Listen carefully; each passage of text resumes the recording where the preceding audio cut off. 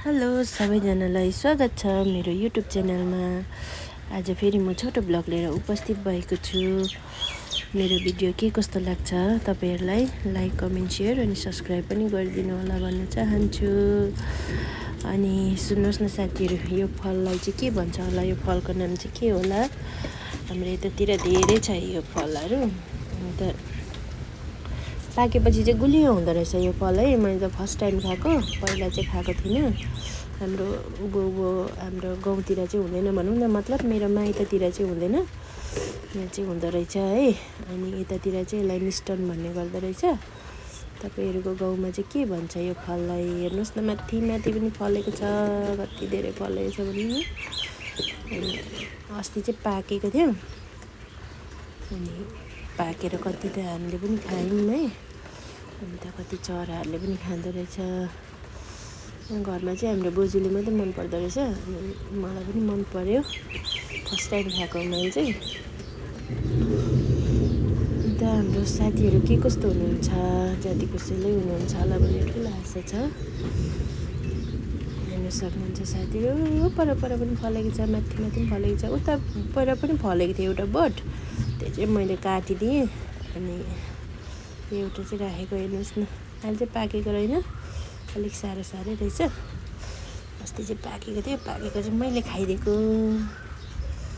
यो चाहिँ हाम्रो आम हो, हेर्न सक्नुहुन्छ। यो आम पनि कति धेरै फलेको छ, यत्रो ठुलो फलेको छ है। ठुलो मतलब अहिले चाहिँ सानै छ, यो चाहिँ ठुलो हुन्छ अरे के। पहिला पनि फलेको थियो अरे 2-3वटा। पहिला चाहिँ म यहाँ घरमा थिइनँ, अनि योपालि चाहिँ धेरै फलेको छ। योपालि चाहिँ खाने हो।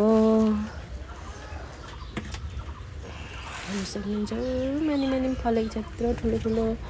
यत्रो ठुलो हुन्छ अरे क्या। यो 1 केजीदेखि माथिको हुन्छ अरे। हेर्न सक्नुहुन्छ कति धेरै फलेको छ। तर हावापानी पनि अहिले मौसमै यस्तै छ है। कति त गिर्छ पनि होला, कति चाहिँ बाँच्छ थाहा छैन। योपालि चाहिँ धेरै फलेको छ, हेर्न सक्नुहुन्छ साथीहरू। यो चाहिँ हो हाम्रो फुलबारी, हेर्न सक्नुहुन्छ। गदावरी, सेतो खालको गदावरी फुलिरहेछ। यो चाहिँ अर्कै खालको फुल, खै के भन्छ यो फुललाई चाहिँ थाहा भएन। कलरको फुल फुलिरहेछ।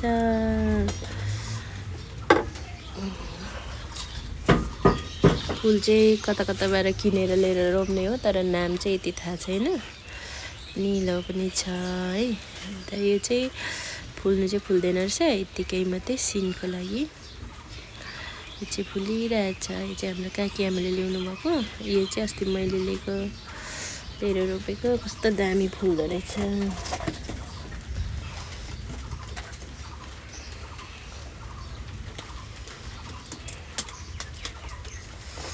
यहाँ चाहिँ कलर मिक्स गरेर रोपेको छ। 4वटा कलर रोपेको छ, तर 2टा कलरले नै सबै ढाकेछ, 2टा चाहिँ।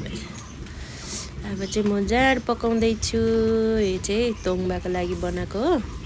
अस्ति बनाएको थिएँ एकचोटि, त्यो चाहिँ सक्यो। अन्त आज फेरि बनाउँदैछु। यो चाहिँ कोदोको मात्रै बनाएको, हेर्न सक्नुहुन्छ। कोदोको जाँड बनाउनुलाई पनि कति साह्रो छ। आगोमा बसेर धुवाले कस्तो आँखा पोलेर। अन्त पहिला पनि बनाएको हो, तर अहिले चाहिँ धेरै साल नबनाएर चाहिँ बानी हराउँदै गएछ जस्तो लाग्यो। कोदोको जाँड बनाउँदैछु है साथीहरू। तपाईहरु पनि आउनु होला कोदोको तोङ्बा खानुलाई। अब चाहिँ मैले ढाकेर पकाउँछु। पाक्दा पाकिसक्यो, तर पनि मजाले पकाउँछु। यो चाहिँ अघि फर्स्टमै बनाएको थिएँ, चामल मिसाएर। चामल र कोदो मिसाएर चाहिँ बनाएको हो। चामल मिसाएर चाहिँ अलि छिटो छिपिन्छ अरे, त्यही भएर चामल मिसाइदिएको हल्का।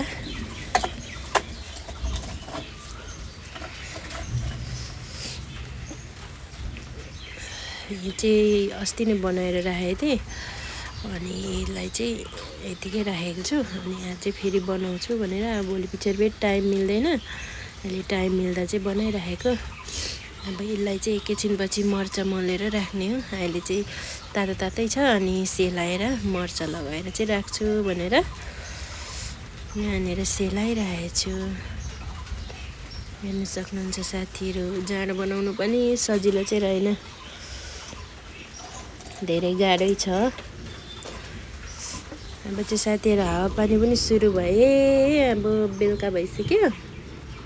मैले अघि नै भनेको थिएँ नि, अहिलेको मौसमको भरोसा छैन।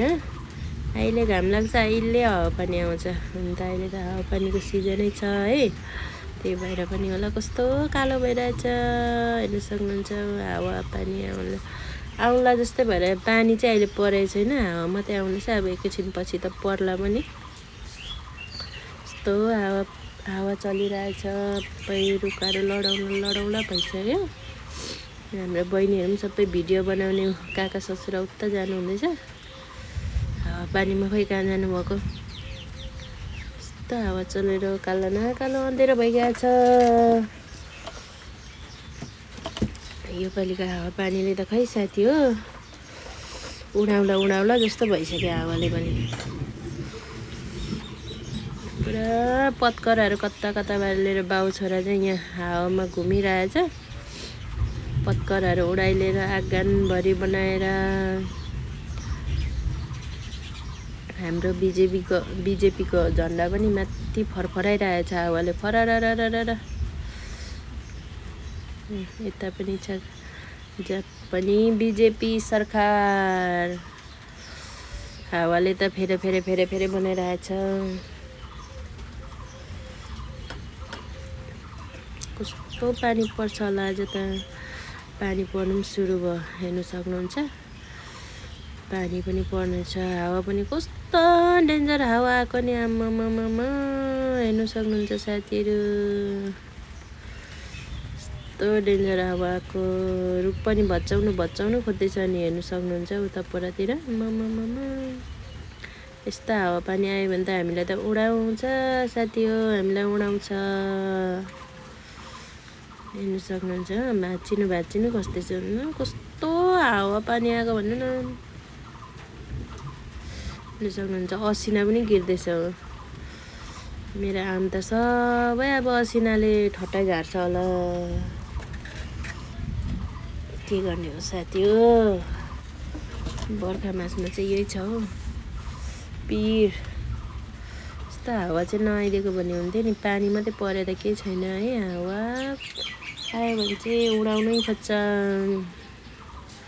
बिचारा यो रुखहरू हेर्नु न, कस्तो हल्लाइरहेछ हावाले, भाँच्नु खोज्दैछ। भरेसम्म यस्तै हावा अन्त भाँचिने पनि होला यो रुख। पानी पनि त्यस्तै परिरहेछ, हावा पनि आइरहेछ, असिना पनि गिरिरहेछ त। यतिखेर गाडीहरू पनि जाँदैछ। साथीहरू मेरो भिडियो के कस्तो लाग्छ लाइक कमेन्ट सेयर अनि सब्सक्राइब पनि गरिदिनु होला है। हाम्रो गाउँतिर चाहिँ अहिलेको मौसम चाहिँ यस्तो छ साथीहरू, हेर्न सक्नुहुन्छ। धेरै गाह्रो छ हावापानीले। खै यस्तै हावा चलेर पानी पर्यो भने त बर्खाभरि बस्नु गाह्रै पर्ला जस्तो छ। कति धेरै पानी परेको। पानी त ठिकै छ नि, पानी परे त ठिकै छ, पानीको मौसमै हो। तर हावा पनि त्यस्तै चल्छ नि, असिना पनि झर्छ। के हो ल साथीहरू, आजलाई चाहिँ यति नै। धेरै पानी पर्यो। By by.